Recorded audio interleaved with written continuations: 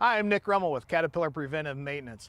I wanted to give you some tips and ideas on your tracks and undercarriage. Now, what we have here is a D6R. Every time we look at the undercarriage, we want to go through and we want to look at our rear idlers, all the fastening hardware. We want to look for oil leaking around the seal areas. We want to look at the guide plates, the track guide plates on the bottom. We also want to take a look at these track pads, and as you can see, these have a little back bending going on.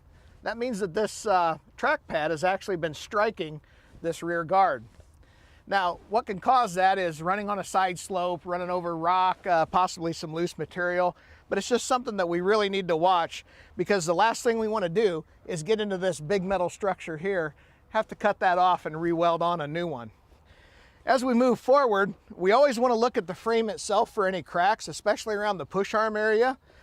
We need to make sure that there's no cracks in the push arm and any of these welds down in here.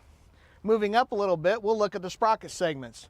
These sprocket segments are probably 40 to 50% worn. It's getting about time to replace them. But another thing we want to look at besides just the segments are the bolts. We need to make sure that all these bolts are tight and in place. Now, as we're looking at the sprocket segments, we also want to look at the wear edge of the link itself. You can see a little bit of cupping going on. These tracks are getting pretty worn. I can also put my hand up in here and feel the bushing at the same time. We're always going to notice that there's going to be more wear on the drive side of the bushing than there is on the other side. Moving up on the frame, again, we want to continue to look for cracks all over the roller frame. We want to look at this carrier roller. Not only how much wear the carrier roller has on it, but also if it's in the right position.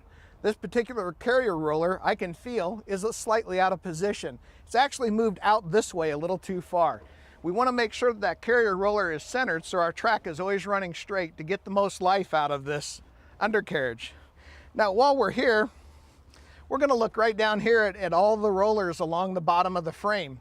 Now, this is a rigid frame machine, and what we want to look at is make sure that there's no oil leaking. We want to look at those rollers and see how much wear they have. We also want to make sure that all of our fasteners are in place. As we move on up to the front of the machine, again, we've got track guides down on the bottom of the front of the idler here. We want to look at those and check the wear on those. We also want to look at this idler. This idler is probably about the 40% wear range. How we can tell that is not only by the height of the center rib of the idler, but also the thickness out here on the edge. If we continue to run this idler, we're going to run it beyond its repairable life, which means more parts to buy. This idler can be chucked up and welded at your local cat dealer. As we look at track pads, we not only want to look at the grouser height, but we also want to look at the leading and trailing edge. As you can see, this trailing edge is pretty scalloped.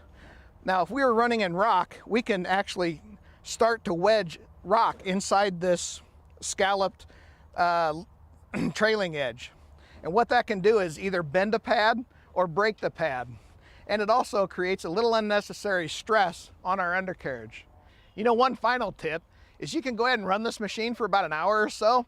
Take the back of your hand and feel each of the track pins. What this is going to give you an indication of is if you have a hot joint. Now, if you do have a hot joint, that means that there's no lubrication left in that sealed and lubricated track.